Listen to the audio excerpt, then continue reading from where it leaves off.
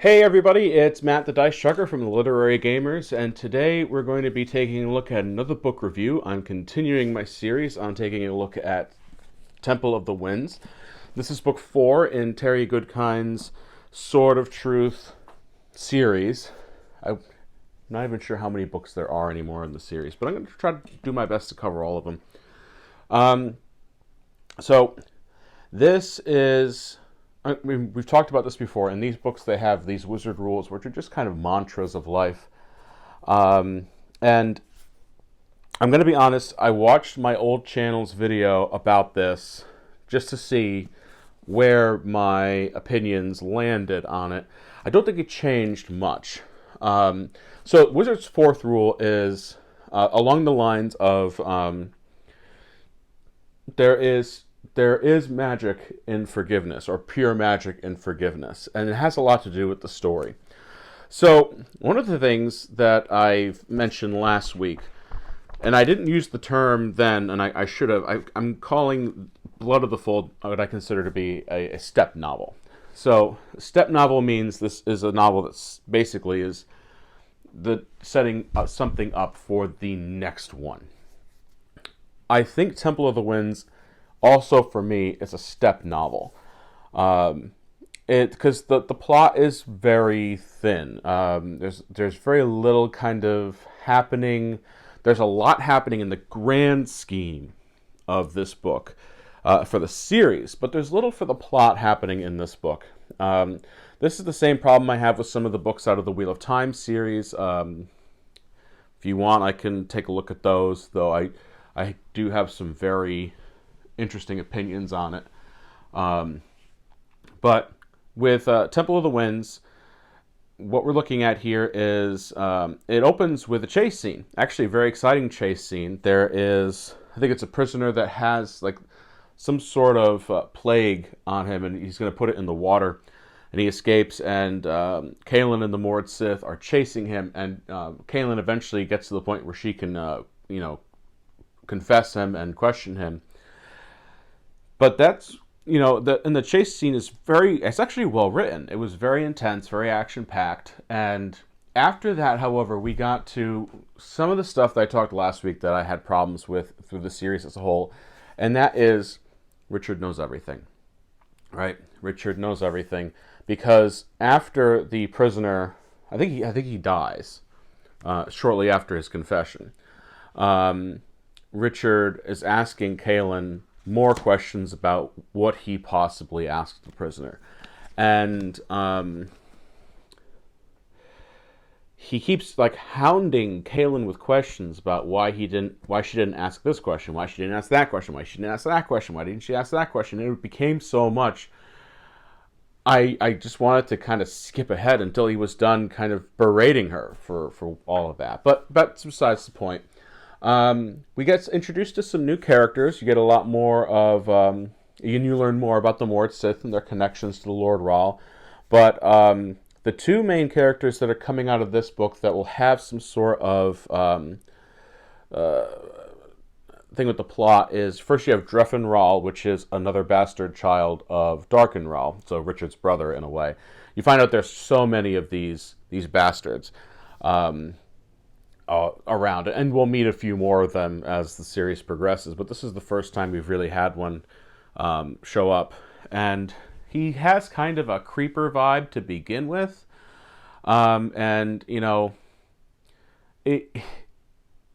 he's okay, but the big problem with this one is you're introduced to somebody named Nadine. Nadine is from the Westland, the Westland, Heartland area, so where Richard is from.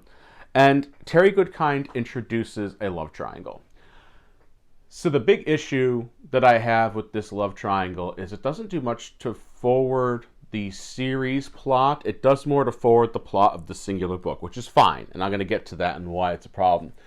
But as far as the writing and tension part of the story, there's never really any reason for Richard to think about being romantically involved with Nadine. And I think if you want the love triangle to work, you need multiple parties who are into each other. You're going to write this romance fantasy. Richard is completely devoted to Kaelin. There's no one that's going to take him away from that. And Nadine is trying, but he does not feel the same way about her. So there's no tension. There's no reason for me to ever believe that Richard is going to abandon Kaelin for this person. And because of that, for me at least, please understand that this is for me, that love triangle storyline didn't really work. So then the plague has been unleashed upon the city, and they're in Idendril. Sorry, I should have mentioned that. And they've got to figure out how to cleanse and heal everybody, and the only way for that to happen is if Richard enters the Temple of the Winds, which is in the underworld. I've read a lot of Greek mythology stuff in my life. I've read a lot of fantasy books. I don't think I've ever, read a character who's been to the underworld as many times as Richard has been to the underworld, and I think it's insane. I think 7 or 8 times throughout the entirety of the series he goes to the underworld. So it's just amazing. But he goes to the Temple of the Winds where he finds this cure. But the way that they have to get to the Temple of the Winds and for it to appear was really wonky. I think I had to read it a few times back in, when did I read this one? It's like 2015, 2016. And there's this prophecy that Richard's going to be betrayed by the one wearing white. And this is talking about Kaelin. And the way the betrayal happens is odd. The only way for them to get to the Temple of the Winds, they have these visitors come, and I think they're like a holy order that tells them, how they're going to get there. But this is what needs to happen. In the end, what happens is Kaelin ends up marrying Dreffin Rahl, and Richard ends up having to marry Nadine, and then they have to spend time with each other. It's really odd. I mean, we've talked about how sometimes there's just some really interesting things that happen with Goodkind's writing as far as his romance goes. It's very questionable. You're like, oh boy. But anyway, Kara basically switches, I think it's Kara, switches them in the dark, and Richard and Kaelin are together with each other. And I can't quite explain it well, probably without getting demonetized. So I'm just going to basically say that there's some sort of what's perceived as an infidelity betrayal. And I asked quite a few people after I read this if they felt that was a betrayal. The reception was mixed.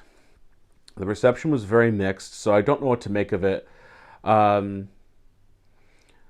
it does make the Temple of the Winds appear, and when he goes to the underworld, he's met by the spirit of Kaelin's mother, who reminds him that the life of a confessor is very lonely, and that there is true magic in forgiveness.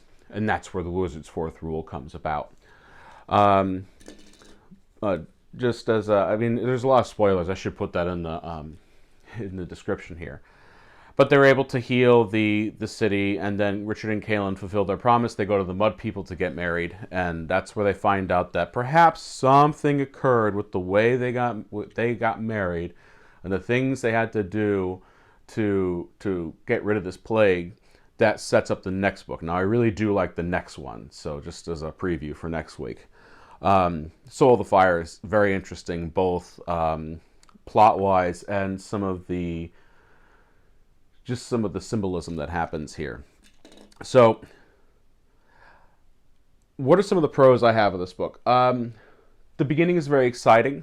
I liked the world building based around the city. You never really leave Idendril in this book, with the exception of when you're with Zed and what's her name? It's either the sister. It's not Sister Verna. He's with the other one there, the prelate, and they're trying to find Nathan Rahl, who has been unleashed upon the world, and you see his adventures. So that's all very interesting. I liked that stuff.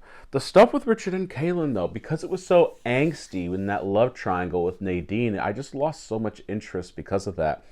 As an opinion on another series, it's why I'm not a huge fan of Wheel of Time, is it seemed so sophomoric what was happening there, and I just don't connect with that. If you want to write a romance fantasy, that's fine, but as soon as it gets to like the high school style point, that's where I start to check out. So That's the biggest con. Is it doesn't really work for me as a romance fantasy. At least this book. Now this is me. This is completely me. Um, you don't have to take my word as gospel. If you like that in your romance fantasy, that's great. But for me, that didn't work. Now, this is an interesting book too, because when I read through Goodreads stuff and I read through other reviews or I watch other reviews on YouTube about this book, this seems to be the one that those who pushed through Stone of Tears couldn't get past. So Wizard's First Rule is very basic. It's what I consider to be, Arthurian style, so it seems a bit derivative. There are a lot of people who don't like it, and there's quite a few people who do and think it's a great start to the series.